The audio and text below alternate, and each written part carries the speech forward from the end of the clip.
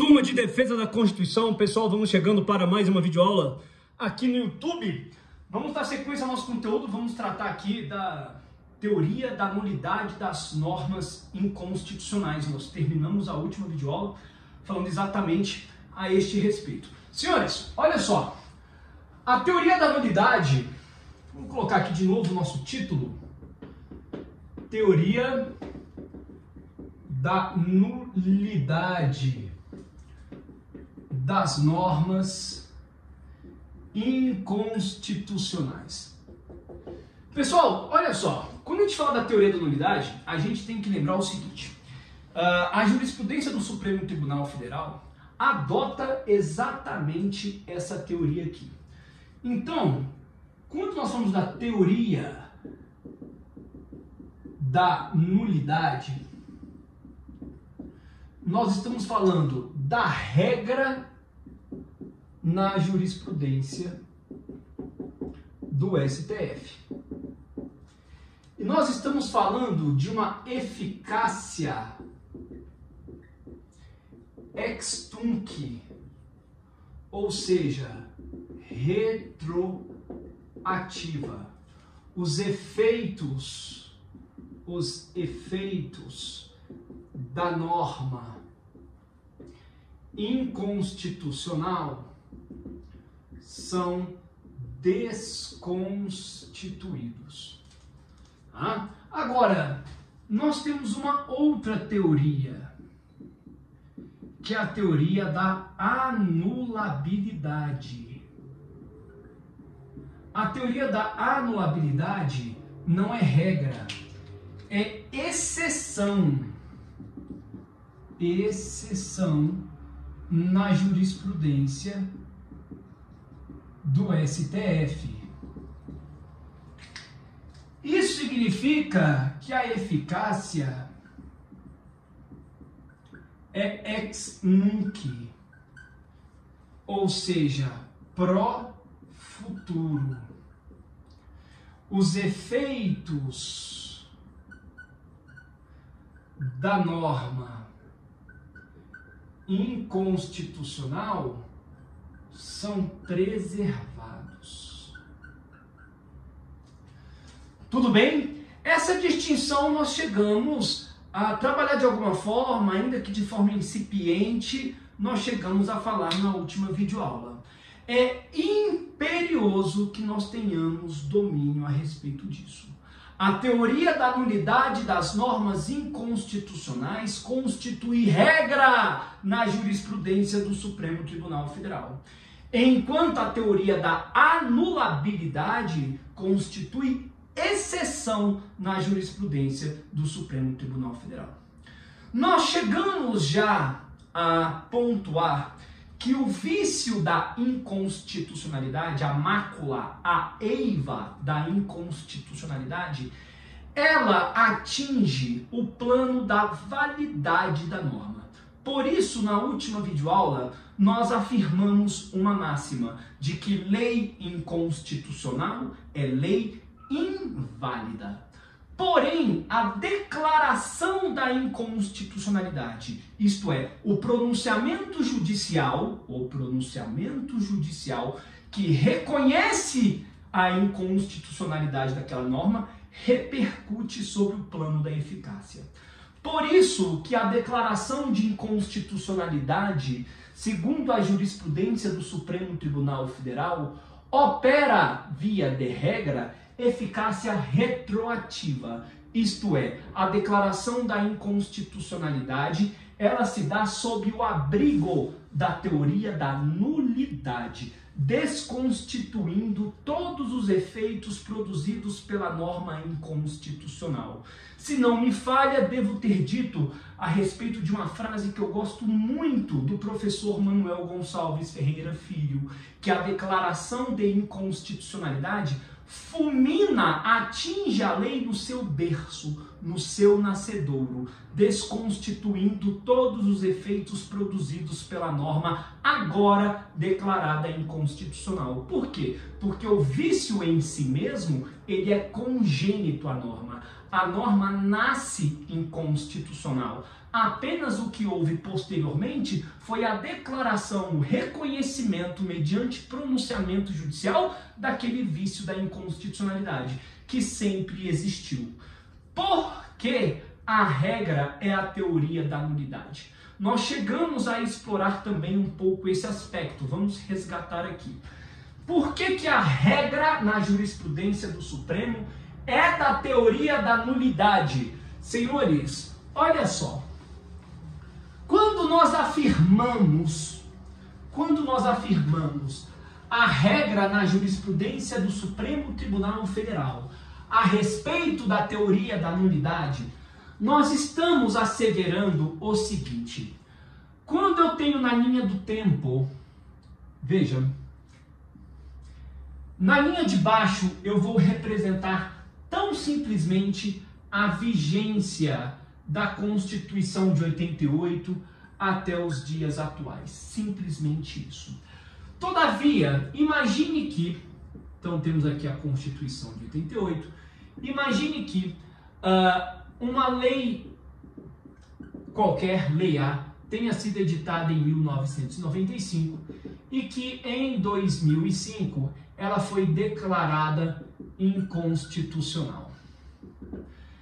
Senhores, durante todo este tempo, a Lei A, desde que foi editada, está produzindo efeitos. A declaração de inconstitucionalidade aconteceu no ano de 2005. E pela regra da jurisprudência do Supremo Tribunal Federal, a declaração de inconstitucionalidade desconstitui, olha o que nós anotamos, desconstitui os efeitos produzidos pela norma. Ou seja, aqui ó, os efeitos produzidos pela norma são desconstituídos pela declaração de inconstitucionalidade. Por quê? Porque aqui embaixo nós temos a linha de vigência da Constituição Federal. Se nós admitíssemos que neste interregno, neste lapso temporal em que a Lei A produziu efeitos, se nós admitíssemos a preservação dos seus efeitos, isso equivaleria à perda de vigência da própria Constituição. Como manter, como preservar os efeitos de uma norma que é inconstitucional? Esses efeitos são de uma norma inconstitucional. Ou seja, se nós admitirmos que haja efeito neste lapso temporal em que a Constituição Federal está vigendo, é como se nós suspendêssemos a vigência da própria Constituição no mesmo período. Ora, se eu tenho que admitir a produção de efeitos de uma norma inconstitucional, então eu tenho que suspender a vigência da Constituição no mesmo lapso temporal. Não é isso que nós queremos. Nós queremos que a Constituição permaneça vigendo e que os efeitos da norma declarada inconstitucional sejam então desconstituídos. Exatamente por quê? Porque a Constituição está vigendo. Este raciocínio foi firmado pela jurisprudência do Supremo Tribunal Federal na ação direta de constitucionalidade, ação declaratória de constitucionalidade, ADC, número 1, relatoria ministro Paulo Brossard. Nós verificamos no acórdão exatamente este raciocínio. Acredito que alguém possa ter feito um desenho parecido com esse daqui. Tá certo, pessoal? Senhores, vamos avançar. Deixa eu apagar aqui de novo.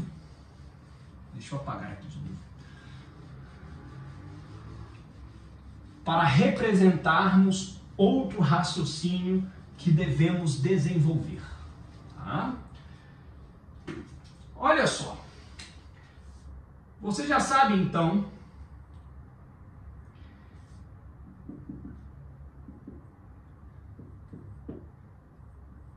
que é a jurisprudência do Supremo Tribunal Federal. Vou colocar aqui Lei X.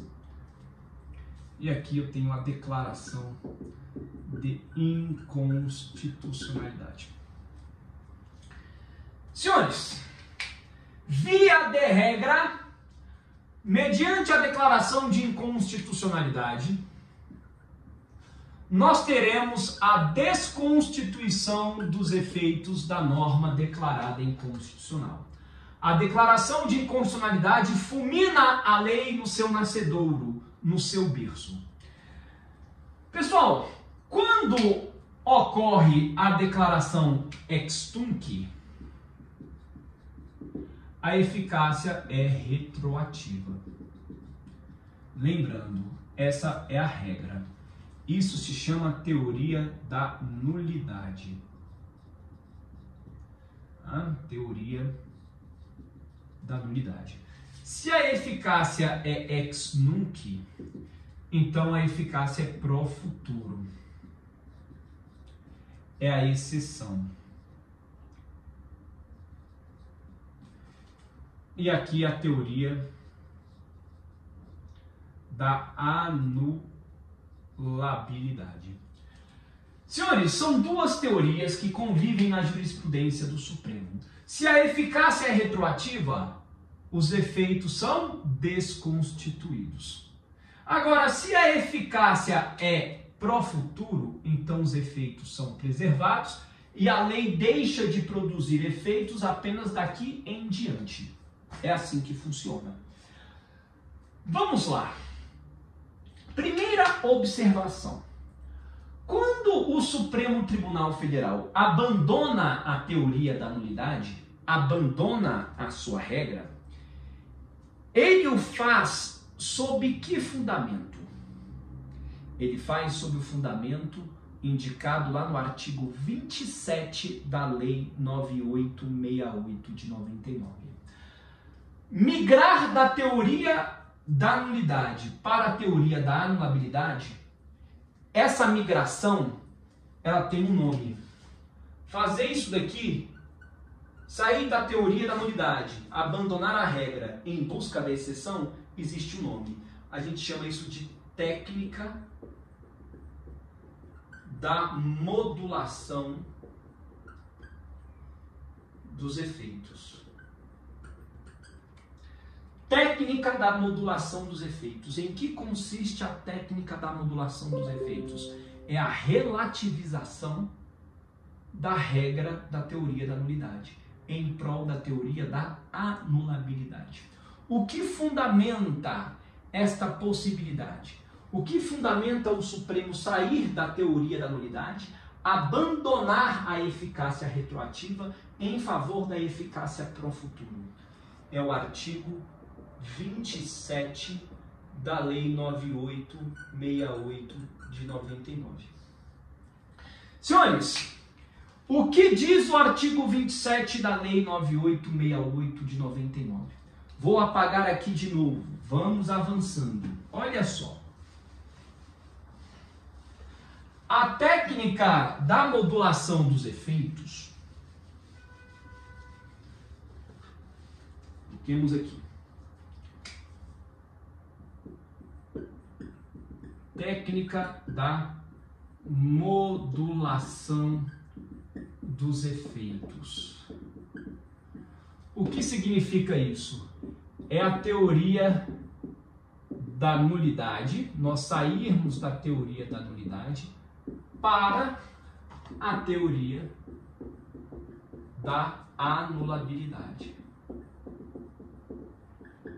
Isso é a técnica da modulação dos efeitos. O que fundamenta isso daqui? Fundamenta isso daqui razões de segurança jurídica ou excepcional interesse social. Razões de segurança jurídica ou excepcional interesse social. Mediante o quórum de 2/3 dos ministros do Supremo.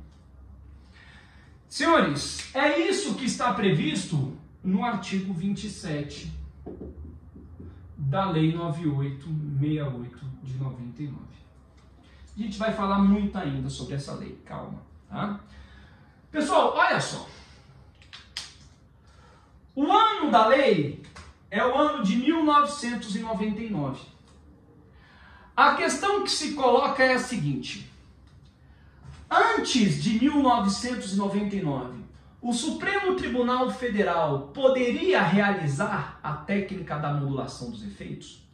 A técnica da modulação dos efeitos indica que o Supremo afasta a teoria da nulidade e migra para a teoria da anulabilidade. Ou seja, o Supremo abandona a eficácia retroativa, preserva os efeitos da lei declarada inconstitucional. Ora, deve ter um fundamento para que o Supremo admita que os efeitos da norma declarada inconstitucional subsistam. Veja o que o Supremo está fazendo. Ele está mantendo os efeitos produzidos por uma norma que ele próprio, Supremo, está considerando inconstitucional. Ele preserva os efeitos. Em nome de quê? Ele preserva os efeitos em nome da segurança jurídica. Ou o requisito não é cumulativo, ou havendo excepcional interesse social. Ah, professor, mas isso é subjetivo. É mesmo. Quem vai decidir se há insegurança jurídica ou se há excepcional interesse social vão ser os 11 ministros. Apenas mediante o quórum de 2/3. Para abandonar a regra, o quórum é qualificadíssimo, 2/3. Porque abandonar a regra significa admitir que a própria Constituição tenha perdido a sua vigência no mesmo período em que houve a produção de efeitos da norma agora declarada inconstitucional. Senhores, ora, quando o Supremo declara a inconstitucionalidade com eficácia ex nunc pro futuro, teoria da anulabilidade, esta declaração de inconstitucionalidade, olha aí o artigo 27 da Lei 9868. Abre o seu vade-mecum, então coloca lá na internet. O artigo 27 da Lei 9868 indica exatamente estes dois fundamentos, um ou outro, o quórum de 2/3, mas diz mais. Diz o seguinte, que a declaração de inconstitucionalidade operará efeitos pro futuro, da data em que houve a declaração de inconstitucionalidade ou de qualquer outro termo que venha a ser fixado pelo tribunal. Ou seja, pode a lei ser considerada inconstitucional a partir do momento em que é publicada a decisão do Supremo? Ok. Mas pode o Supremo Tribunal Federal definir que aquela lei será considerada inconstitucional daqui 2 meses, daqui 3 meses, daqui 6 meses. Ou seja, qualquer outro termo que ele próprio, Supremo, venha fixar. Tudo bem? Beleza? É o que a gente extrai aí da redação do artigo 27 da Lei 9868 de 99. A depender, se vocês estiverem estudando, vai ter doutrinador que vai lembrar o seguinte, que a mesma redação do artigo 27 da Lei 9868 de 99 vai estar lá no artigo 11 ou 12 da Lei 9882. É artigo 11. Artigo 11 da Lei 9882 de 99. Essas leis, pessoal, são leis que regulamentam, que disciplinam as ações do controle concentrado. A gente ainda vai estudar as ações do controle concentrado. Por hora é bastante que saibamos que existe um fundamento para que o Supremo Tribunal Federal possa realizar a técnica da modulação dos efeitos, né? Relativizando, abandonando a teoria da nulidade em favor da teoria da anulabilidade. Mas este abandono, ele é justificado. Ele não acontece aleatoriamente. Razões de segurança jurídica ou excepcional interesse social. Senhores, vamos lançar uma pergunta, uma reflexão aqui para a gente terminar esta videoaula. Olha só, eu vou ver se eu consigo compartilhar o material complementar com vocês também. Me veio uma coisa aqui agora à cabeça. Olha só, elaborado por mim, inclusive, escritos meus.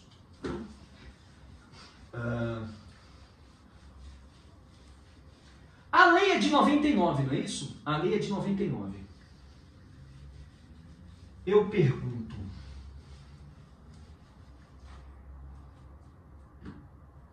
se a lei que autoriza o Supremo a realizar a técnica da modulação dos efeitos é de 1999, será que antes o Supremo Tribunal Federal não poderia realizar a técnica da modulação dos efeitos?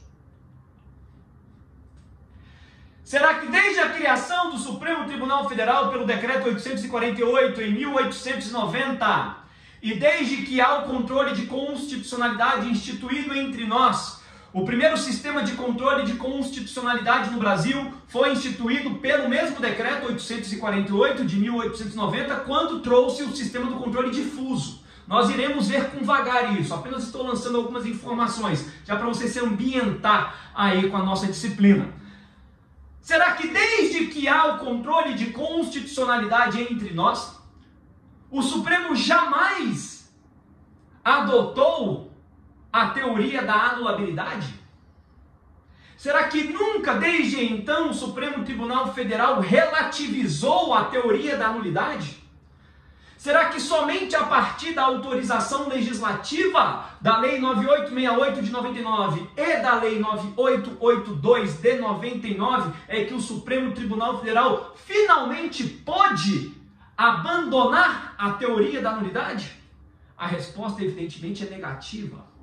E é por isso que uma das mais ácidas críticas em torno dessa legislação consiste exatamente em dizer que o Supremo Tribunal Federal, para abandonar a teoria da nulidade, ele não precisava de autorização legislativa. Por quê? Porque os fundamentos indicados pela lei, razões de segurança jurídica ou excepcional interesse social, estes fundamentos são, na verdade, percebam, valores. Dizer se uma norma, se os efeitos de uma norma declarada inconstitucional, se forem desconstituídos esses efeitos, isso depõe contra o interesse social ou isso depõe contra a segurança jurídica? Por exemplo, imagine uma lei sob a qual inúmeros contratos foram realizados. Se a lei for declarada inconstitucional, isso significa que todos os contratos serão invalidados. Ou, por exemplo, a lei que institui um município. Houve um vício formal na lei. E aí? Acaba com o município que foi criado? Imagina essa lei sendo declarada inconstitucional 10 anos depois. Há um interesse social de preservar o município. Então, essa ponderação de valores, excepcional interesse social ou razões de segurança jurídica, são valores. E aí o Luiz Roberto Barroso vai dizer no livro Controle de Constitucionalidade Brasileiro o seguinte: para ponderar valores, não há necessidade de autorização legislativa. Porque a ponderação de valores é da essência, é imanente, é íncito, é próprio da jurisdição constitucional. Para ponderar valores, Tribunal Constitucional não precisa de autorização legislativa. Mas sobreveio a Lei 9868 de 99, trouxe essa disposição, o artigo 27, e, para piorar, trouxe um quórum qualificadíssimo. Porque aquilo que o Supremo Tribunal Federal podia fazer sem quórum qualificado, agora só pode fazer mediante um quórum de 2/3. É uma boa pergunta para a gente, né? Essa abordagem sobre a possibilidade do Supremo Tribunal Federal realizar a técnica da modulação dos efeitos, mesmo sem autorização legislativa. E aí você desenvolve. Vai lembrar dessa videoaula. Tudo bem, pessoal? Ok? Estamos avançando com vagar, com segurança. Tudo bem com a nossa matéria, tá? Senhores, maravilha. Mais uma videoaula pra gente. A gente se encontra no Google Meet. Bem, toda semana a gente se encontra. Depende da hora que o vídeo é disponibilizado, a gente vai se ajustando.